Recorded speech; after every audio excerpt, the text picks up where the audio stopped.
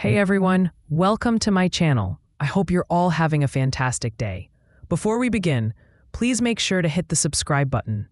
Imagine this scenario. The man you've shared your life with, the partner who understands your every secret, your unique habits, your joy, and your most profound fears, is abruptly motionless in a hospital bed. He's encircled by a web of wires and medical equipment.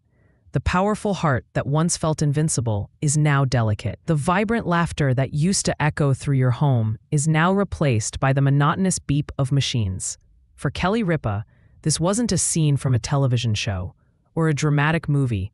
This was her reality, completely upended when her cherished husband, Mark Consuelos, landed in the ICU, confronting a fight no one saw coming.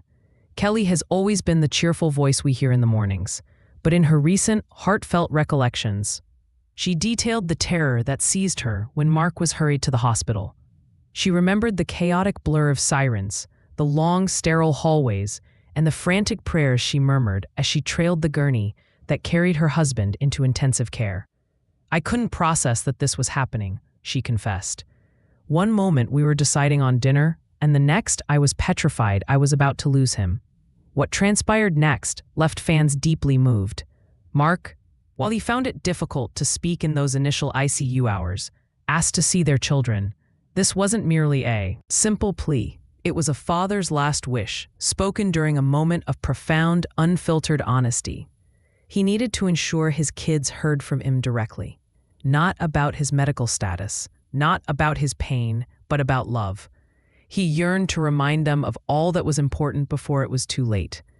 And that one request, uttered between strained breaths, broke Kelly's heart in a manner no camera could ever convey. Now, this is where the story takes an unexpected turn. Because although Mark's wish was straightforward, fulfilling it was complex. Their children were in different places. Some were working, others were in school, all living the independent lives their parents had so proudly fostered. Kelly was conflicted. Should she shield them from the immediate shock of their father's condition, or respect his wish and bring them to face a situation none of them were prepared for? She opted for love, and with that decision, the family's entire world changed. When the children arrived, the reunion was incredibly moving. Kelly recounted how Mark, even while connected to machines, gathered his strength to sit up, resolved to be the father his children needed him to be in that moment. He addressed each child individually, giving them words that will stay in their hearts for a lifetime. To his firstborn, he talked of duty and bravery. To his second child, he spoke of fortitude and empathy. To his youngest, he whispered about happiness, reminding them that laughter is its own form of strength. But this is where the emotional gravity intensifies. Kelly admitted that as she observed her husband speaking, she understood that he was getting his family ready not just for his potential recovery, but for the chance that he might have to say farewell. She saw it in his expression, that mixture of affection and sorrow that appears only when someone is on the verge of life and recognizes its fragility. For Kelly, it was almost too much to bear. How can you maintain hope when your partner appears to be making peace with the idea of letting go? This is the part of the narrative that brought fans all over the country to tears. Kelly shared that Mark, after the kids had left the room, quietly asked her to make sure they would never question the depth of his love for them. "If I'm not able to say it tomorrow," he told her, "promise me you'll keep telling them for me." It was that appeal, that ultimate wish, that shattered Kelly, and yet it also provided her the resolve to remain by his side, refusing to let hopelessness take over. Still, the question remained. Would this be their final family talk? Would those words be his lasting legacy? That doubt, Kelly acknowledged, tormented her through sleepless nights in the ICU waiting area. She held on to her faith, to memories of their younger days, and to the idea of all the future milestones they had yet to witness as a family. And in the quiet of those long nights, she had a revelation. Every family, at some stage, encounters moments like this. Perhaps not in a hospital or under the stark glare of ICU lighting, but in times where love and fear intersect, where the future feels precarious, and where the words we choose to say are more important than ever. That insight inspired the message Kelly has since passed on to her fans. Don't wait. Never hesitate to say, "I love you." Don't postpone forgiveness. Don't put off sharing a moment of laughter, a personal story, or a warm embrace. Because when life places us in those critical care situations, the only thing of value that remains is love. And we often recognize this only when our time is dwindling. However, Kelly's story doesn't conclude in sorrow, because in true Consuelo style, Mark's determined spirit began to surface. Bit by bit, the doctors brought news of minor triumphs. His breathing became stronger. The color came back to his face. His smile began to reappear in the room. Each small improvement felt like a miracle. Each tiny improvement felt like a miracle, a small but powerful testament to his will to live.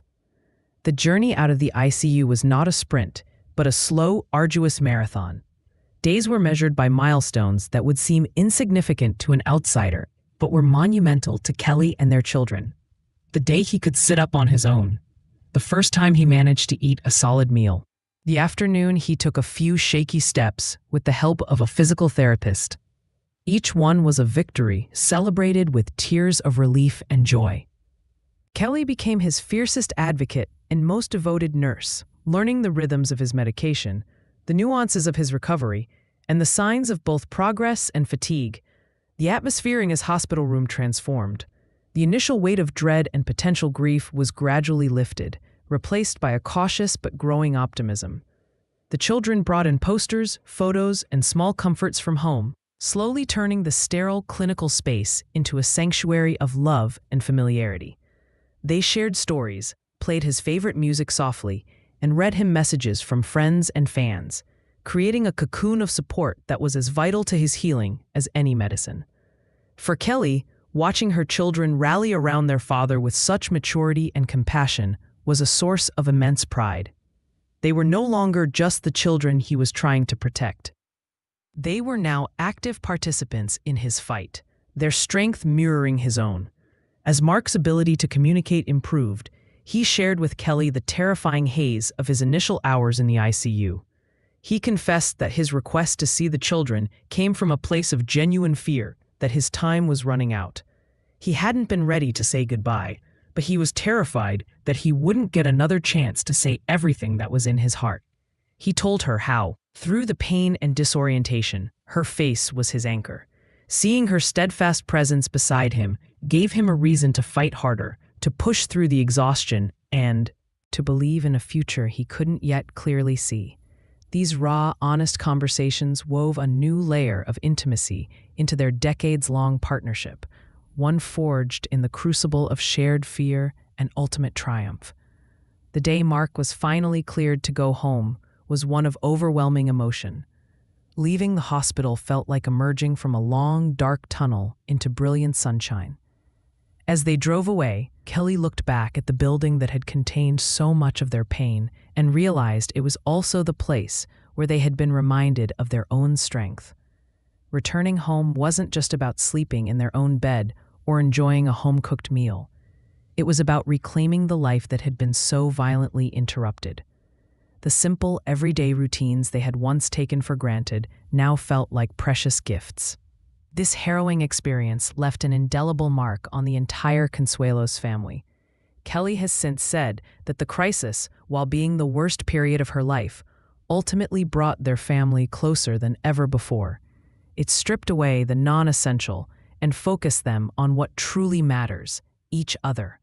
It solidified her belief that life is unpredictable and fragile, and that love should be expressed freely, frequently, and without reservation. Mark's full recovery was more than just a medical victory. It was a powerful reminder that even in the face of life's most daunting challenges, the combined force of hope, resilience,